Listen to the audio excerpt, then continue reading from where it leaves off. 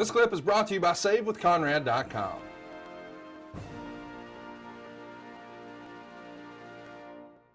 One of the original ideas for this invasion was we're going to create our own WCW company, a spinoff. This is before the ECW spinoff. And Jim Ross even holds a bunch of meetings at a hotel there in Atlanta, one talent after another. He's making calls to some of the other talent. There's even some loose advertising out there that didn't get pulled in time where they were teasing a new WCW show. And they were really gung ho on, we're going to create our own second company. Now, of course, they got cold feet after everything that happened with the invasion happened the way it did. And instead they tried it a few years later with ECW. And I guess you could say it worked for a little while, but ultimately it was a failed experiment. Do you think in hindsight, as a wrestling fan, someone who was watching both products in 98, that a WCW freestanding company owned and operated and managed by Vince McMahon, just like he tried with ECW, could the WCW version have worked here in 2001? I don't know. The fans are so smart. They know the WWE purchased the WCW. Yes. When there's a ratings war and there are two companies with two different owners, the fans get excited. They want to see that. They want to see and compare the companies.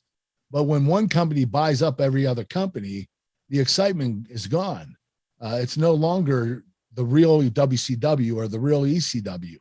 It's the WWE's version of WCW or the WWE's version of ECW. And I think that's the reason why it didn't work either time. Let's mention too, I just want to briefly run through what the buys were and what the business is looking like here in 2001. We've talked about this a lot this year, but I just want to add context. The Royal Rumble in New Orleans in January had 16,000 fans. It was a sellout, and it sold 625,000 pay-per-views.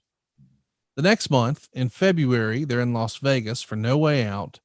It's another sellout, 15,000 plus on hand, 590,000 buys. So down a little bit, but that's expected. Royal Rumble's always the big one. And April 1st, it is the Mac Daddy. 67,925 fans sell out WrestleMania 17. Over 1 million buys, 1,040,000 is the number of pay-per-view buys.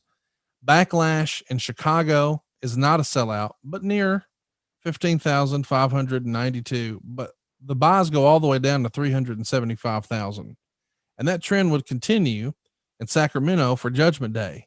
13,363 fans, but only 405,000 fans buy the show.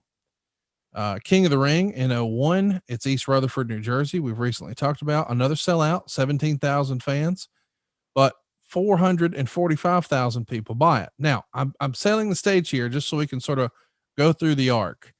620, 590, 1 million, 375, 400, 445. And even with this poor execution and even with a depleted roster, and even though we don't have the quote unquote tippy top talent, Invasion in Cleveland, Ohio does 17,000 fans and it sells 775,000 pay-per-views. Even when we all agree, boy, this was not very good. People were curious, Kurt. They wanted to see what would happen when the WWF fought WCW. SummerSlam the next month is going to keep the trend going. 565,000. While it's still down, it's up. It's almost back to the Royal Rumble level, but it's even down from No Way Out, but it's a sellout. But then, man, it falls off a cliff. 350, 325, 450, 315. And I mean, one of these pay-per-views, the one in Greensboro, North Carolina, the home of Starrcade, only has 9,000 fans. When they go back to California for a pay-per-view, after they were just in Sacramento and San Jose with sellouts, San Diego only draws 11,000 fans. So we're way, way, way down on the heels of Invasion. So it feels like even if we didn't have the right build, you had the audience because the premise was strong. Fair to say? Yeah, I think that I think that WWE could have went a little further with Invasion. Yeah. I think if they would have continued on, they would have made a lot more money because it was very intriguing to the fans. There's no doubt about that. For some reason, they wanted to see WCW versus the WWE, and I'm not surprised. I am surprised that Vince ended it abruptly, that he didn't continue on with it. But I know that we have pay-per-views, like SummerSlam, that's more of its own theme than it would be, what we called it, SummerSlam Invasion. So Yeah. there are certain things that we don't change or we don't adapt to it because we have these prestigious pay-per-views, at least the 4 top pay-per-views a year. That's Royal Rumble, SummerSlam, WrestleMania, and Survivor Series. And I don't think that Vince wanted to tap into those with the invasion angle. Hey, it's Conrad Thompson. Thanks for checking out the podcast here on YouTube. Be sure to hit the subscribe button and the notifications bell so you get a notice anytime we upload some new content. And go save yourself some money right now. If you're in a 30-year loan or you have credit card debt, it's not a matter of if I can save you money. It's a matter of how much. Find out right now for free at SaveWithConrad.com.